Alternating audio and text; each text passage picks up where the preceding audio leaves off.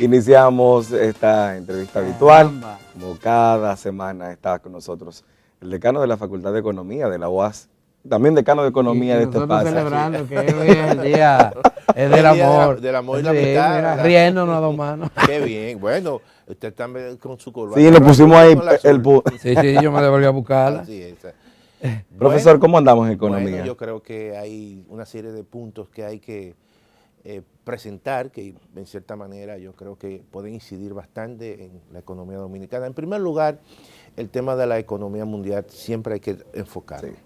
Y hay informaciones que en muchos casos parecen contradictorias y que se han revertido. Por ejemplo, el caso del crecimiento de China. Al principio se decía que China iba a tener un crecimiento relativamente bajo, pero ya se habla de una reactivación de la economía china y que podría crecer este año en un 5%.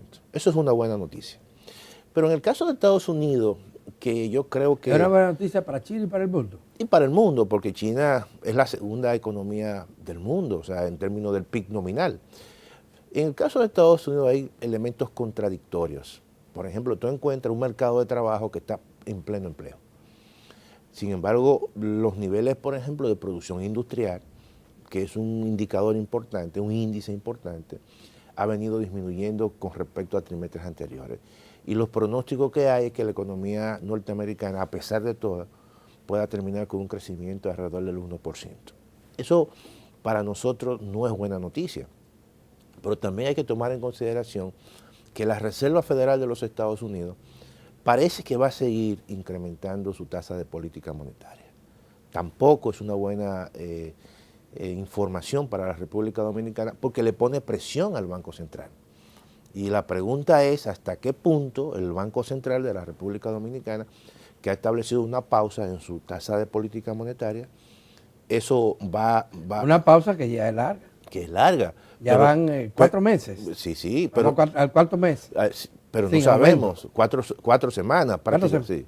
Pero lo que ocurre es que nuestra economía dominicana, que necesita este año un crecimiento moderado, vamos a decir, no sabemos hasta qué punto se puede alcanzar esa meta. Sin embargo, hay que pensar ya en políticas públicas. Pero la meta de crecimiento es conservadora. No, en el caso de la República Dominicana es relativamente conservadora. En comparación con lo que ha pasado en los últimos años. Claro, 4.5.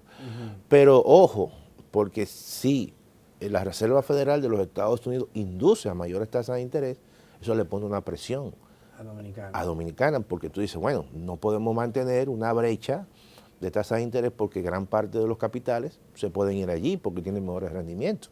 Y eso es un elemento que yo creo que el Banco Central quizá ha venido, como dicen, monitoreando, porque ya las tasas de interés en la República Dominicana pero hoy son altas. En estos días hemos oído a algunos expertos en la materia que plantean que en el primer semestre del año el ritmo de crecimiento va a ir bajando, pero que para el segundo semestre se espera un repunte significativo, de manera que las autoridades podrían cumplir con la meta que se han trazado.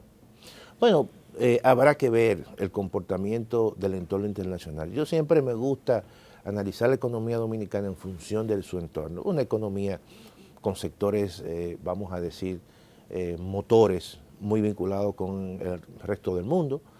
Por ejemplo, el turismo. El turismo no puede seguir creciendo a tasa de un 25% o un 26%.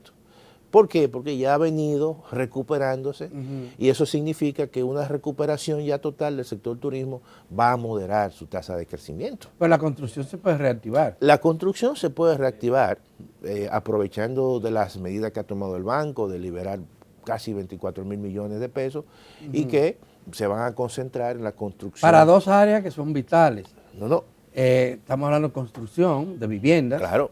Viviendas populares, de bajo costo. De bajo costo. Pero también para la agropecuaria. No, y déjame decirte lo siguiente. O los sectores productivos. Y sectores productivos, que son dos sectores. En el caso, por ejemplo, del sector agropecuario, en el caso del sector de la construcción, que son sectores que generan muchos empleos y que en cierta manera encadenan también con otros sectores que son sectores quizás más que lo empujan, que son compradores incluso de esos sectores de insumos intermedios.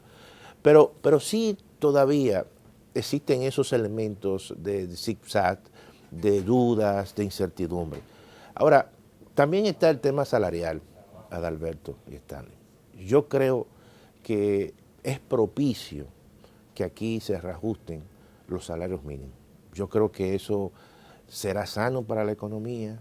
¿Qué proporción podría ser? No, ¿Se está discutiendo el tema? No, yo lo que creo es que hasta ahora, por ejemplo, un incremento entre un 15 y un 20, quizás en esa horquilla, no daña la economía. Déjame decirte que tradicionalmente los incrementos de salario, incluso prepandémicos, históricamente han estado en esa horquilla.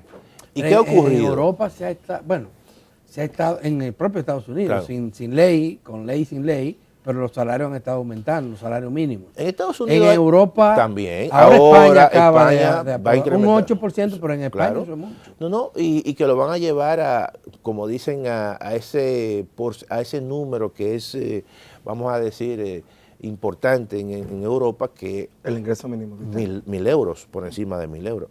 Pero lo que yo quiero resaltar es lo siguiente. Mira, la República Dominicana durante muchos años, prepandemia y luego pospandemia, ha venido creciendo. Y ha habido ajustes salariales, básicamente al salario mínimo.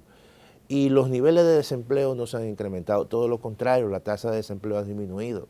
Pero déjame decirte lo siguiente, que muchas veces hay crítica porque la informalidad, es cierto que la informalidad es alta, pero si nosotros observamos los datos de informalidad antes de la pandemia, aún así también la informalidad había venido disminuyendo lentamente. Eso significa que hasta ahora el incremento de los salarios mínimos, lo que ha beneficiado a la actividad económica. Porque ¿qué ocurre, Adalberto y Stanley? Cuando tú mejoras los salarios mínimos, eso te disminuye desigualdad. Sí.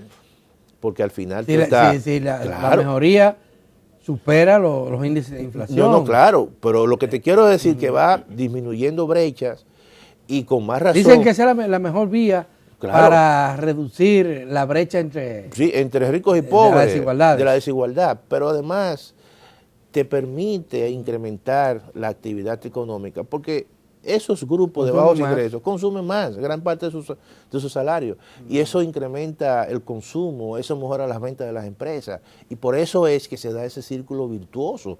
Por lo tanto, no podemos nosotros temer a esa situación. Incluso en los mismos Estados Unidos, que hay estudios ya concluyentes, en su gran mayoría, de que los incrementos en el salario mínimo no te afectan la tasa de desempleo, todo lo contrario. Entonces, con más razón, en mercados como estos, donde verdaderamente hay sectores que la brecha se va ampliando en términos de cuánto compra el salario mínimo, en estos casos en términos de su capacidad de compra, que eso el año pasado por el tema de la inflación, eso se amplió y eso hay que disminuirlo.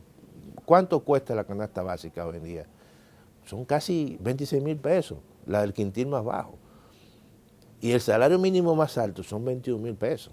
Por lo tanto, no podemos seguir con ese déficit, con esa brecha que se vaya ampliando tan grande. Por lo tanto, yo creo que este es un año que incluso la misma economía dominicana lo amerita porque le va a incrementar su actividad económica. Bueno, ahí está el tema. Será en la próxima semana cuando volvamos a juntarnos aquí. Cada martes está con nosotros Antonio Siriaco, el decano de Economía. Gracias, amigas, amigos televidentes, porque de esta manera llegamos al final de su programa 1+1. Mañana de nuevo estaremos aquí con ustedes. Así que les esperamos. Quédense con toda la programación de Teleantillas. Buen día.